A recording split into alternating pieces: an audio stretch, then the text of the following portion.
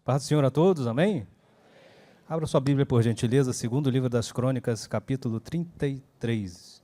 Enquanto você abre a sua Bíblia, quero louvar o Senhor pela vida do nosso pastor. Obrigado, pastor Silas Filho, pastor Odilton, demais amigos. E dizer que eu sou fruto de um trabalho de longo prazo da igreja, né, irmãos? É a minha primeira igreja, né? Minha única igreja.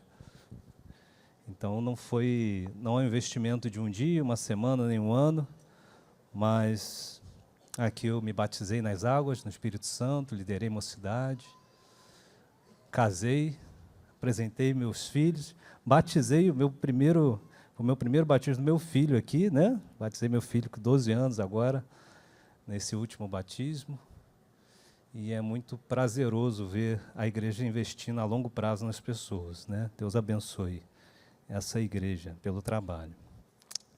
Bem, segundo o livro das Crônicas, capítulo 33, eu vou me fazer valer que hoje é a cultura da palavra, e vou usar esse texto aqui, vou trazer de uma forma bem textual, vou tentar expor esse texto, tá, irmãos? E falar sobre a temática do ano, que a gente está falando sobre família esse ano, né? O ano da família. Então, vou tentar trabalhar sobre família, utilizando bastante o texto. Eu vou pedir para você manter a sua Bíblia aberta, por gentileza, tá bom? E nós vamos meditar aqui no texto sagrado. Segundo livro das Crônicas, capítulo 33, vamos ler aqui até o versículo 4. Quem encontrou, diga amém. Vamos lá. E tinha Manassés 12 anos de idade quando começou a reinar, e 55 anos reinou em Jerusalém. E fez o que era mal aos olhos do Senhor, conforme as abominações dos gentios que o Senhor lançara de diante dos filhos de Israel. Porque tornou a edificar os altos, que Ezequias, seu pai, tinha derribado, e levantou altares a Baalins, e fez bosque, prostou-se diante de todo o exército dos céus e o serviu.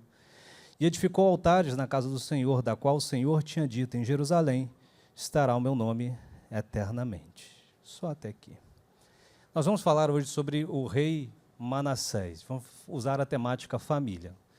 Mas para eu chegar em Manassés, vou pedir para você emprestar um pouquinho a sua atenção, seus ouvidos, alguns minutinhos, para a gente entender quem foi o pai de Manassés, né? Manassés, ele foi filho, né, do rei Ezequias. Rei Ezequias foi um dos maiores reis da história de Israel. Rei Ezequias, só para você ter uma ideia, enquanto o livro de Crônicas vai dar 15 versículos, 10 versículos, 20 linhas, falando sobre um rei, o rei Ezequias teve 4 capítulos inteiros destinados a falar da sua trajetória. O rei Ezequias, só para você lembrar, é aquele rei que restabeleceu a Páscoa, a celebração da Páscoa, que era uma das celebrações mais importantes, e o mais importante do povo judeu. O rei Ezequias é aquele que teve um embate icônico contra Senaqueribe, quando o anjo do Senhor veio e exterminou 180 mil pessoas de uma só tacada. O rei Ezequias, ele tem um grande feito, lá no capítulo 18, versículo 5, quando a Bíblia diz que nenhum outro rei confiou tanto em Deus como o rei Ezequias. O rei Ezequias foi algo fenomenal para aquela época, é um dos maiores reis da história, colocou e cravou o seu nome na história dos grandes reis. Quando ele está chegando ao final da sua jornada, os irmãos vão conhecer agora esse texto, que ele é muito famoso, muito pregado, segundo o livro dos Reis, capítulo de número 20, ele fica doente. Ele fica doente e ele recebe a visita de um profeta, o profeta Isaías, muito famoso, que chega diante dele e diz assim: põe a tua casa em ordem, porque certamente morrerás e não viverás. Esse homem recebe essa palavra, que era uma sentença, e ao invés de ficar resignado no seu canto, e ao invés de chorar sozinho e aceitar o seu destino, a Bíblia diz que ele coloca a cabeça na parede, e ele chora, e ora diante de Deus, pedindo misericórdia. E de alguma maneira essa oração chegou e foi agradável ao Senhor. De alguma forma Deus ouviu e foi lá e respondeu imediatamente essa oração. O profeta, que já havia saído dos aposentos, ele é interpelado pelo Espírito de Deus, e Deus manda ele retornar e revogar aquela sentença. E abrindo um parênteses aqui, a galera da predestinação, né, do determinismo, né, fica difícil explicar esse texto, né? Porque Deus deu uma sentença e através da oração ele muda. Mas isso é uma outra história. E naquele momento, Deus traz uma nova direção para a vida do rei Ezequias. E qual era a nova direção? Ele disse, você será curado. Você vai viver mais 15 anos, haverá paz entre os inimigos, passa uma pasta de figo, você vai ficar bom. E, além de tudo isso que vai acontecer, no terceiro dia você vai subir no templo e naquele local as pessoas verão, né, a sua cura, né, o poder de Deus agindo na vida dele, vai ser um testemunho vivo para a glória de Deus, aquela cura do rei Ezequias. Pois bem, a gente conhece esse texto, nós conhecemos muito bem, ele vive mais 15 anos, chega ao final de sua vida, né? Nós estamos aqui no 33, se você voltar um versículo, que é o 32, capítulo 32, versículo 33, está dizendo que dormiu Ezequias com seus pais, sepultaram nos altos sepulcros, fizeram honras, ele morreu como um rei honrado e muito abençoado. Começa então o capítulo 33, e agora o filho dele vai assumir, Manassés. O texto começa dizendo que ele tinha 12 anos de idade quando começou a reinar, um menino, um adolescente, pré-adolescente, sem a classificação, mas um menino muito novo. E logo de cara, o texto já vai dizer que ele fez o que era mal aos olhos do Senhor. O que acontece para que um menino já comece trabalhando dessa maneira? O que acontece para que ele já age ou se porte dessa maneira? Vamos entender o finalzinho da vida de Ezequias. Ezequias foi curado. Ele vive mais 15 anos. Então, me interessa entender o que acontece a partir desses 15 anos, porque, se você fizer a conta, Manassés tem 12, ele nasce depois da sua cura. 3 anos depois, vem a nascer o menino Manassés, 12 anos depois, ele é curado. Então, o que acontece nesse inteirinho? Bem, as Escrituras, aqui no capítulo 32, versículo 24, se você tiver com a Bíblia aberta, provavelmente nem precisa virar a página, diz aqui, que naqueles dias, ele traz um resumo do que acontece nos reis. Diz aqui, naqueles dias adoeceu Ezequias de morte, orou o Senhor, que lhe falou e deu um sinal. Está falando daquele mesmo evento que a gente acabou de falar, que todos conhecem. Mas não correspondeu Ezequias ao benefício que lhe fez, porque o seu coração se exaltou. Depois daquela cura, o que a gente normalmente não prega, é que, ao invés dele glorificar a Deus pela cura que ele recebeu, pela intervenção divina, ele se exaltou no coração pelo benefício que Deus fez na vida dele.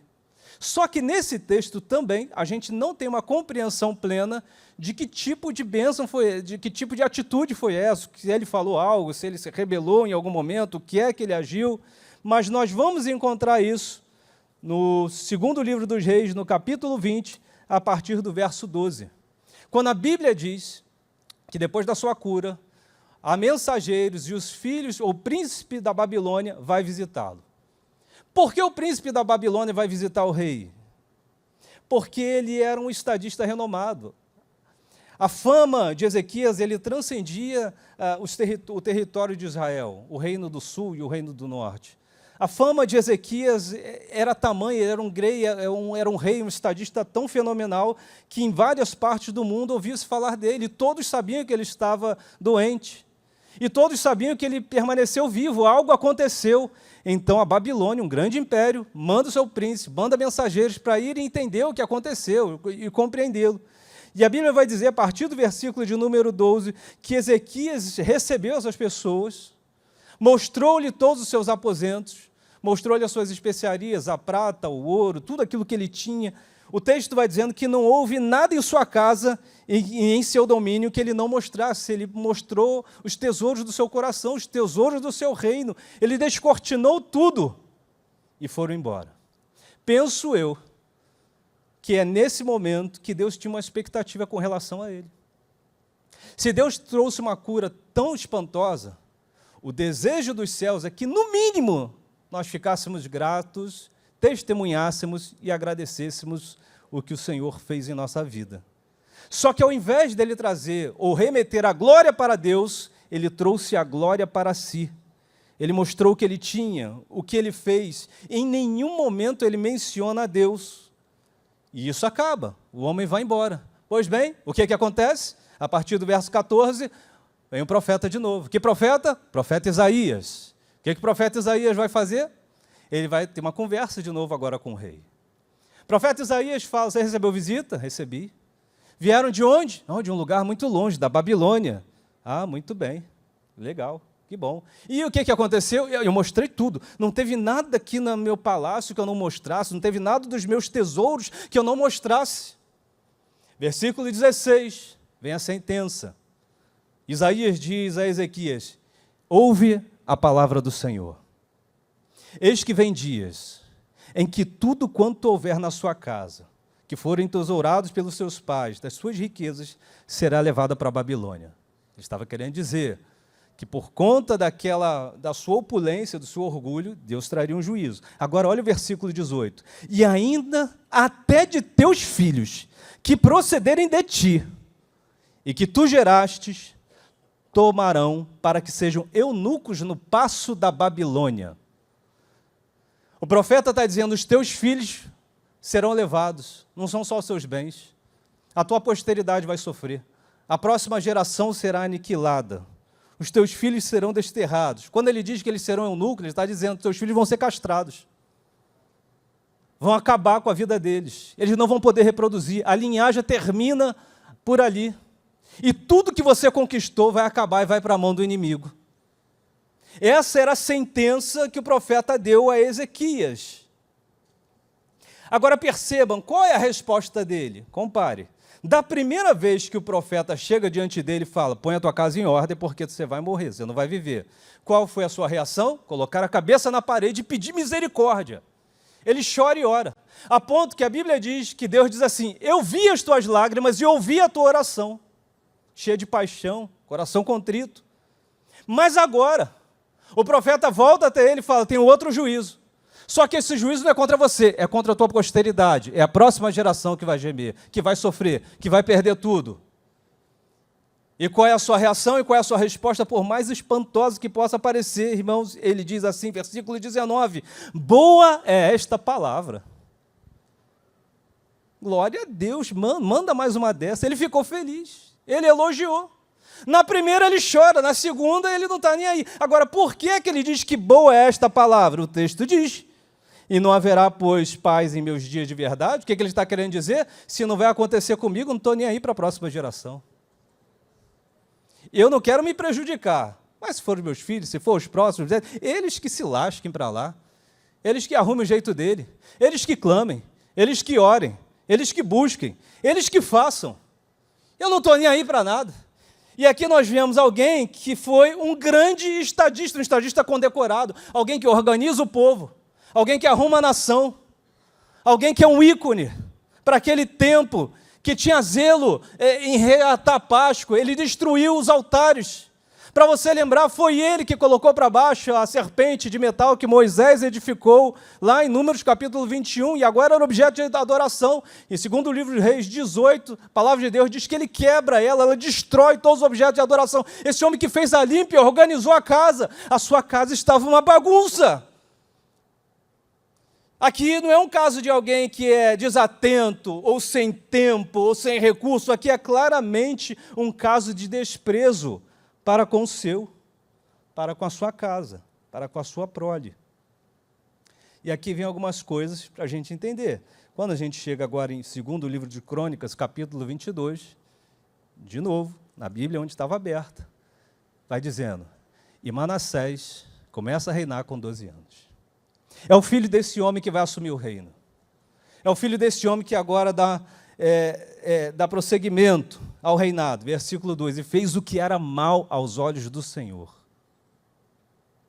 Foi ruim, foi perverso. O briefing inicial era daquilo que seria uma marca do seu governo, algo ruim, conforme abominações. Não foi só mal, fez abominações. Se você começar a perceber o texto, você vai descobrir que ele usou de adivinhação. Versículo de número 4, edificou altares na casa do Senhor, da qual o Senhor tinha dito, em Jerusalém estará o meu nome eternamente. No versículo de número 7, a Bíblia diz que ele põe uma imagem de escultura e um ídolo, feito na casa de Deus, aquela que Salomão tinha feito. Você lembra de Salomão, quando ele ora e a glória de Deus desce no templo? Esta mesma casa, este mesmo templo agora era objeto de feitiçaria, que o texto vai dizer. Ele chama os agoureiros, os feiticeiros. Ele não só se afasta de Deus, mas ele vai num caminho completamente oposto. Ele começa a adorar a ídolos, ele começa a se meter em feitiçaria. Era como se num dia qualquer alguém chegasse na sua igreja, está pintada de vermelho, agora a gente adora deuses estranhos, agora nós somos feiticeiros, agora nós somos agoureiros. Era essa a essência de Manassés, desse menino raivoso que parece que é um jovem revoltado com a vida.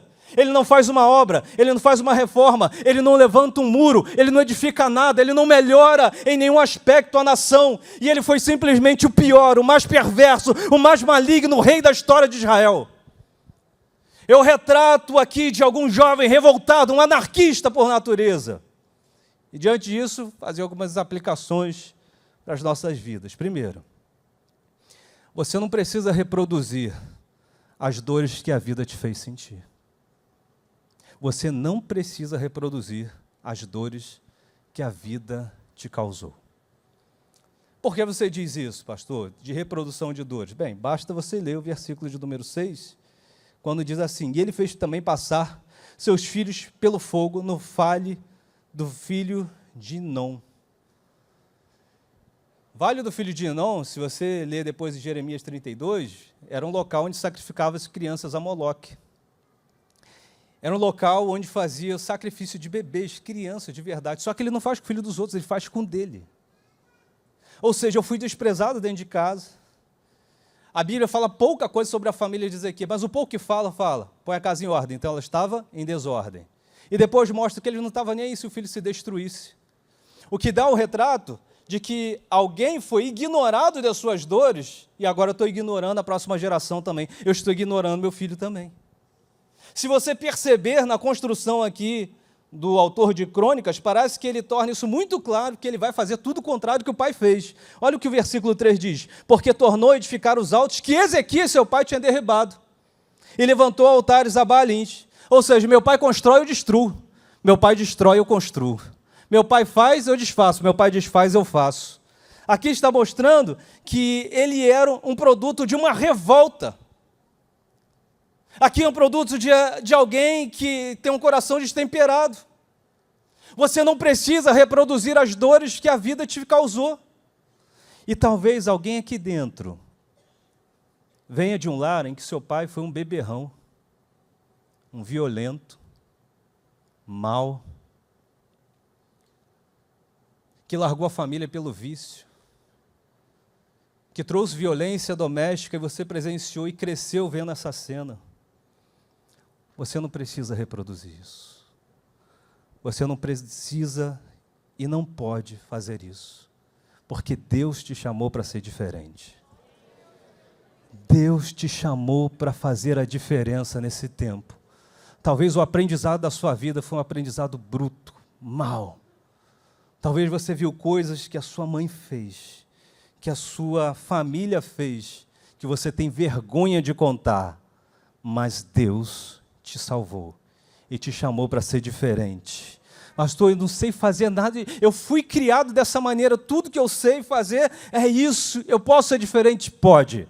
Quando Deus chamou Noé, Deus chamou ele no meio de uma geração corrompida, e você está aqui para fazer a diferença nesse mundo e em muitas famílias. Eu quero dizer que a partir de você, a sua casa vai virar e vai ter uma guinada. A partir de você, você vai viver e vai transformar uma geração. Eu estava ouvindo um testemunho, o pastor falando quando esteve lá em São Paulo, falando que o primeiro Malafaia, foi seu pai, se eu não me engano, que se converteu, e a partir daí uma história bonita de pastores, de gente se convertendo e vivendo. E eu profetizo que vai ser assim também na sua vida.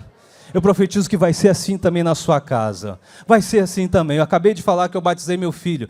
Eu não sou filho de evangélico, eu não sou neto de evangélico, sou um sobrinho, eu não tenho sobrinho, eu não tenho tio, eu não tenho um primo, não tinha amigo de infância, não tinha ninguém que eu conhecia que era crente. E hoje eu estou aqui pregando a palavra do Senhor, dirigindo a igreja. Você pode fazer a diferença, você pode optar, você pode fazer uma escolha, você pode dizer o que é que vai ser ou não da sua vida, e a partir de você, uma nova história vai ser construída. Atos capítulo 2, versículo 40, salvai-vos dessa geração perversa, que assim seja na sua vida e na sua casa, em nome de Jesus.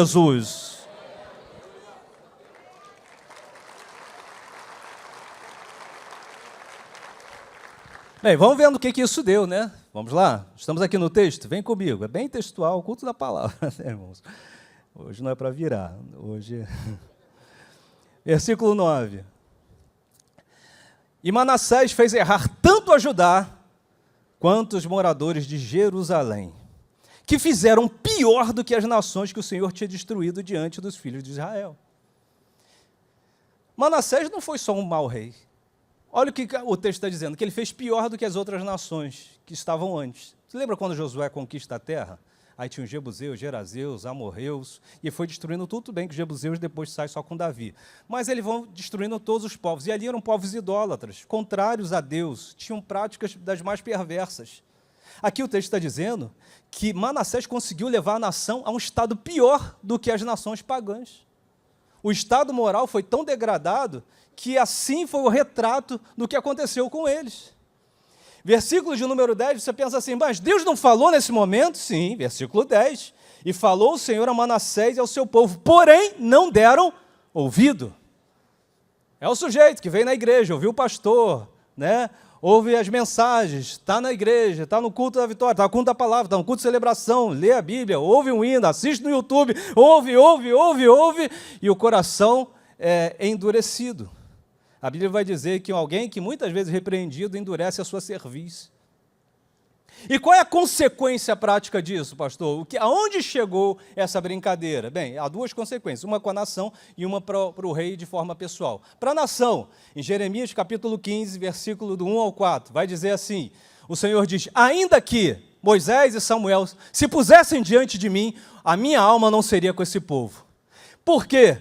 Ele vai dizer, já está determinada a sentença para eles. E qual era a sentença? Versículo 2, os que para a morte, os que para o cativeiro, os que para a espada, os que para a fome, fome. Por que isso vai acontecer? O versículo 4 vai dizer, por causa de Manassés, filho de Ezequias. O cativeiro foi sentenciado e foi lacrado a partir deste reinado. Tá, pastor? E para o Manassés, qual é o juízo? É no nosso próprio texto, versículo de número 11. Pelo que o Senhor trouxe sobre eles os príncipes do exército do rei da Síria, que era a maior nação da época, a mais poderosa, os quais prenderam Manassés entre os espinhais e os amarraram com cadeias e os levaram à Babilônia. Manassés é amarrado, e aqui as cadeias, aqui em algumas versões está em cadeias de bronze, porque a mesma palavra para bronze aqui é utilizada, e bronze na Bíblia tem um significado de justiça, de juízo. Então ele é preso pelo juízo, ele tem uma espinha sobre ele é levado cativo, um monarca é levado para aquele reino, para o reino da Babilônia, e tem a sua vida agora humilhada. Qual é a aplicação que você tem disso? Número 2, é que a sua revolta, ainda que você pense que é justificada, vai te gerar consequências. A sua reação sempre vai ter consequências. As cadeias estão lotadas de pessoas que têm razão em alguma questão, mas perderam a cabeça e quiseram fazer justiça com as próprias mãos. Os bares estão cheios de pessoas que foram afogar depois de sofrer talvez uma traição, a vida na mágoa da bebida e do vício. As cracolândias, as bocas de fumo, os guetos estão lotados de gente que tem uma história triste por trás, de maldade que fizeram contra ela. E sem saber a saída, se apinharam no meio de uma substância, do entorpecente, para esquecer um pouco um problema, e aquilo virou uma bola de neve, e hoje não consegue se levantar. Gente que era crente, filho de crente, gente que cantava, gente que pregava, gente que vive na imundícia. Os cemitérios vão estar cheios por aí. Dei uma olhada no Caju, dei uma olhada em outros, de pessoas que tinham até alguma razão, mas que sofreram algo e tiraram a própria vida. Tomaram uma atitude destemperada contra si mesmo, que se feriram. Gente na sarjeta que perdeu o emprego, que perdeu a oportunidade, porque não entendeu algo, porque se levantou, se revoltou, porque reagiu, porque quis o mal. E agora estão na fila do emprego, Estão caçando uma oportunidade, estão clamando e pensando, nossa, porque se eu tivesse pensado um pouquinho antes, se eu não tivesse perdido a cabeça, se eu não tivesse tomado esse passo equivocado. Todo pastor aqui um dia já ouviu, você vai atrás do membro, você vai atrás de alguém que se foi, que está sumido. Rapaz, o que aconteceu contigo? Ah, pastor, é muita luta, eu passei por dificuldade, estava tudo muito bem, mas o senhor não sabe a luta que eu estou passando aqui em casa, doença, problema, e essas lutas me fizeram, você sabe como é que é, eu não tenho mais força. Agrediram ele fisicamente, a vida o golpeou, e ao invés dele levantar a cabeça, ele vai golpear o teu espírito. A vida e as pessoas podem até golpear o seu corpo, mas o seu espírito é você que decide. Porque quando apedrejaram Estevão, e ele tinha tudo para falar, Senhor, age aqui, e ter raiva daquelas pessoas, ele pediu perdão. Perdoa-lhes, Senhor. Jesus, na primeira palavra das 7 que ele declara na cruz, ele fala, Pai, perdoa. A segunda, perdoa porque eles não sabem o que fazem. E não adianta descontar em Deus, ou descontar na própria alma. A sua revolta, ainda que justificada, vai gerar consequência. E o curioso desse texto é o versículo 11, quando diz que colocaram espinheiros. Em algumas versões, a palavra aqui, se você olhar na contemporânea, vai dizer que eram cadeias, eram ganchos. Ganchos no seu nariz. Você lembra que o pai dele, quando vence Senaqueribe, e a gente tem até hino famoso que fala, porém um anzol no seu nariz e um freio na sua boca. Senaqueribe volta para a sua terra assim, com um gancho no nariz. E agora, quem está com gancho no nariz é o filho dele, é Manassés, para o inimigo. Porque o diabo ele é persistente. A gente desiste fácil. A gente joga a toalha. O diabo é paciente. Não atingiu você? Vai tentar com o teu filho. Não atingiu você? Vai tentar com a tua posteridade. Não pegou você? Vai pegar os teus. E agora está aí Manassés, caído, envergonhado. E a pergunta é, o que fazer quando não tem o que fazer? O que fazer quando a gente chega no fundo do poço? Quando você machucou os outros? Quando você machucou amigos? Quando você fez mal a muitos e a si mesmo? O que fazer quando não tem o que fazer? Quando humanamente não tem saída? Não tem solução? Não tem alternativa, não existe força, eu estou preso numa terra estrangeira, um povo mais forte, eu sou o rei, estou como um brinquedo aqui na mão dos outros. Os tribunais já julgaram, a consciência já julgou, a opinião já o massacrou, a vida já pisoteou esse homem, não resta mais nada, é um trapo humano em outra nação. O que fazer quando a gente não tem mais o que fazer? O versículo 12 diz, e ele angustiado, orou deveras ao Senhor, seu Deus. Às vezes a angústia vai ser o nosso momento de maior lucidez da vida. Às vezes as nossas maiores batalhas vão trazer os nossos maiores despertamentos. A angústia traz uma visão diferente de mundo, de realidade. Alguns irmãos aqui sabem, né? Esses 2 últimos anos, 3 foram bem intensos lá em casa, lutando com quimioterapia, 2 pessoas em tratamento pesado.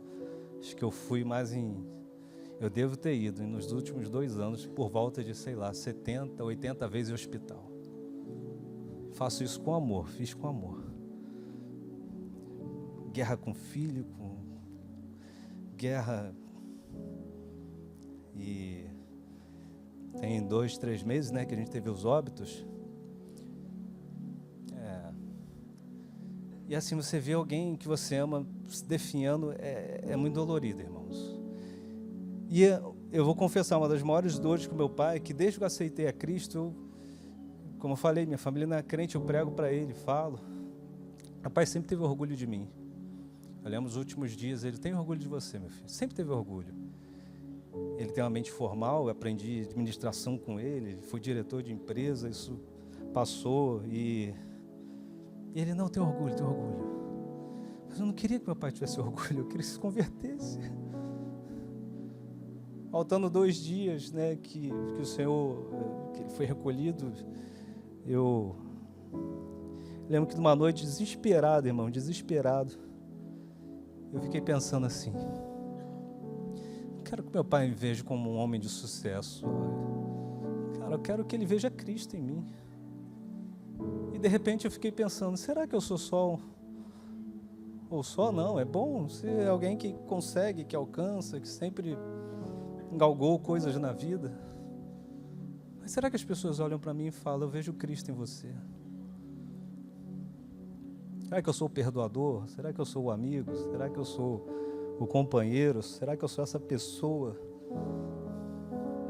Será que eu preciso melhorar? E eu lembro que nessa madrugada eu fiz uma oração e pedi a Deus, Senhor, nunca mais eu vou lutar para ser reconhecido por nada que não seja impactar pessoas, quem estiver do meu lado, e ver a chama de Cristo no meu coração. E para isso me basta. Eu vi testemunho de algumas pessoas falando em podcast, falando, meu pai, e era filho de uma pessoa famosa, e aí falaram assim, qual é a pessoa que você mais admira? E ele falou de uma outra pessoa, né, um pregador aí fora, e falou de um outro sujeito. Eu falei, nossa, ele não falou de alguém próximo? E ele falou, não, é porque quando eu estou perto dele, parece que eu estou perto de Jesus. Eu falei, eu quero esse elogio para a minha vida. Era algo que eu gostaria que acontecesse comigo. A Bíblia diz que ele é angustiado, ele orou deveras ao Senhor. Pastor, o que eu faço quando eu tenho que fazer? Você tem a arma da oração ainda na sua mão. Você ainda pode orar a Deus. Existe um poder no clamor e na voz que você alça aos céus. Deus ouve oração. Deus ouve a sua voz. Deus atende ao clamor do oprimido. Deus ouve a oração daquele que se aproxima dele. E eu não sei, a Bíblia não diz como é que foi a oração desse homem. A Bíblia não especifica, não diz, aqui não fala, só diz que ele orou ao Senhor e se humilhou perante o Deus dos seus pais. O Deus do papai Ezequias agora, ele está tentando buscar e trazer para si. Então, penso a Bíblia não diz, mas talvez a oração dele deva ser assim, se o Deus do meu pai existe e pode aceitar e me perdoar, me tira dessa situação e me perdoa.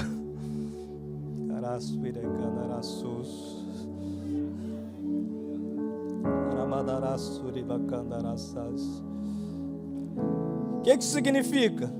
Que às vezes cai a ficha e a pessoa pensa, talvez meu pai não tenha sido muito bom, talvez a vida não tenha sido muito boa comigo, talvez as circunstâncias que eu projetei, que eu imaginei, que eu calculei, não andaram conforme o script da minha mente, talvez o plano saiu do meu controle.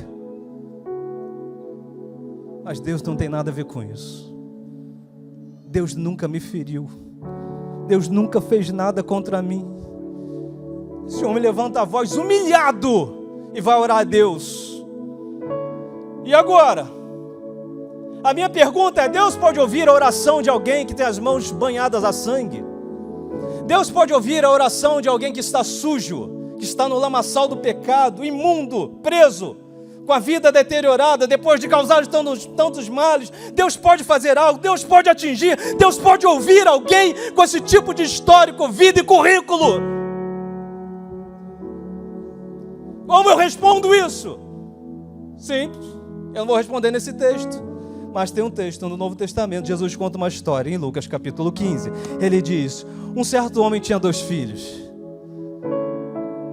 e um deles, o mais moço, falou, pai, me dá parte da minha herança e deixa eu viver a minha vida. E ele vai viver a sua vida dissolutamente, e ele gasta com o que ele quer, ele vai para uma terra distante, longínqua, de repente a fome vem, e é uma grande fome, ele começa a padecer necessidades, começa a perder tudo, vai ficando pobre, fica miserável, trabalha para os outros, ao ponto que ele deseja comer as bolotas dos porcos, as comidas dos porcos. É uma vida degradante. Ele chega ao fundo do poço, a alegria acabou, os bens acabaram, agora ele é uma vergonha para a família, e de repente, quando ele está no final da sua trajetória, ao fundo, ao âmago de um poço, ele pensa: ei, tem alguma coisa errada, levantar-me-ei e irei ter com meu pai, porque eu pequei contra os céus, eu vou lhe pedir perdão, e eu pequei contra ti, não sou digno. Eu vou falar com ele: eu não sou digno de você chamar teu filho, não quero ser seu filho, eu quero trabalhar para o Senhor, eu quero ser humilhado, me bota de servente em qualquer lugar, mas na casa dele é melhor do que o que eu estou vivendo. Eu vou voltar, eu vou retornar na minha casa, eu vou retornar no meu pai. E a Bíblia diz que quando ele está voltando, o seu pai ele vê ao longe, e ele não lhe dá uma bronca, ele não lhe amassa, ele não lhe acusa, mas a Bíblia diz que o pai voa no seu pescoço e lhe dá um beijo, ele restitui as coisas, lhe dá um anel, lhe dá sandálias, lhe dá roupas, lhe dá um novo tempo. Ama o seu filho, mata um bezerro cevado e faz uma grande festa, porque meu filho tinha se perdido, mas foi achado. Ele estava longe, agora retornou. Houve misericórdia, houve arrependimento, onde agora tem vida, vida, vida. Jesus veio para que nós tenhamos vida e vida em abundância. Eu não posso, eu não consigo, mas a graça de Deus pode me alcançar. Será que alguém pode voltar? Será que alguém pode ser restituído? Será que Deus pode transformar uma família? Deixa eu te dizer, aonde abundou o pecado, superabundou a graça de Deus. Deus pode restituir, Deus pode transformar, Deus pode pegar uma história de miséria, de destruição e tragédia e transformar numa história de redenção, de vida, de poder de Deus, de amor de Deus. Há poder no nome de Jesus Cristo.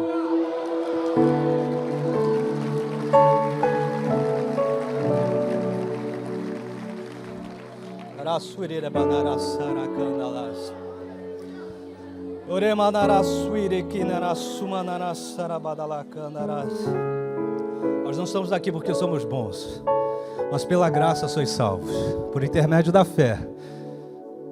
Isso não vem de vós, não vem de obras para que ninguém se glorie. A graça nos alcançou, e não é hipergraça, e não é supergraça.